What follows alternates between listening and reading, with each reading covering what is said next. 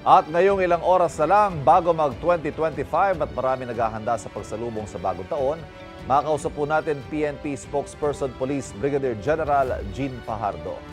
General Fajardo, magandang umaga po sa inyo. Magandang umaga po, Sir Ivan, at sa lahat po ng nanonood sa inyong programa. Magandang umaga po. Meron po bang final instructions ang PNP leadership para mag-ikot ang ating kapulisan at masigurong ma-minimize po yung mga injuries na masustain na ating mga kababayan sa pagsalubong sa bagong taon?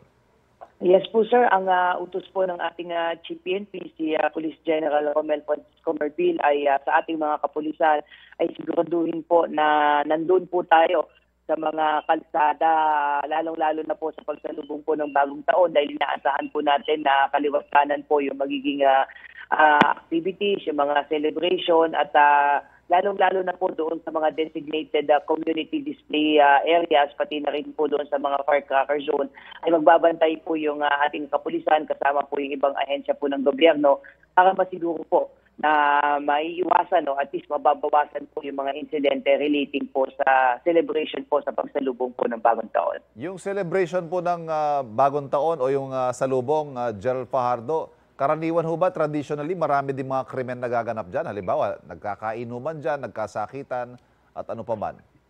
Well, hindi maiwasan talaga, Sir Ivan, pag ganito mga festivities and celebratory event po ay may mga talaga nagiinuman po dyan na nagresulta sa hindi pagkakaunawaan.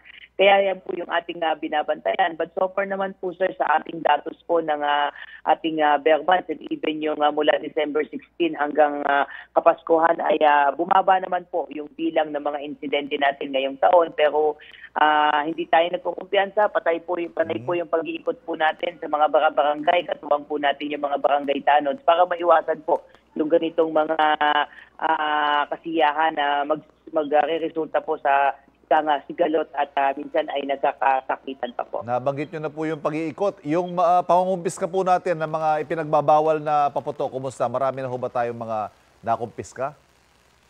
As of yesterday po ay umabot na po sa mahigit na 520,000 plus na po ng mga illegal na paputok and other pyrotechnic devices po ang ating nakumpiska. Mga more or less ang amount po niyan ay mga nasa 2.4 million worth of confiscated illegal firecrackers na po.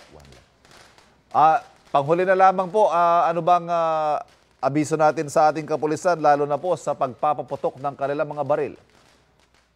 Kabilin-bilinan po sa ating mga pulis na wag po nilang gagamitin ang kanilang mga service firearms sa anumang selebrasyon sa pagsalubong ng Pasko. Dapat nakatuon ang kanilang pansin sa pagtupad ng kanilang mga tungkulin at alam po nila na mas mahigpit po yung mga patakaran po natin pagdating po sa paggamit po ng mga baril. Kaya inaasahan po natin na yung ating mga field commanders po ay susubaybayan at isusupervise po at palalahanan din po yung kanilang mga pulis na nasakupan. Police Brigadier General Jean Fajardo, maraming salamat po, ma'am. Happy New Year po sa ating PNP. Maraming salamat, Sir. Happy New Year po. Kapuso, huwag magpapahuli sa latest news and updates. Maging una ka sa balita at mag-subscribe sa YouTube channel ng GMA Integrated News.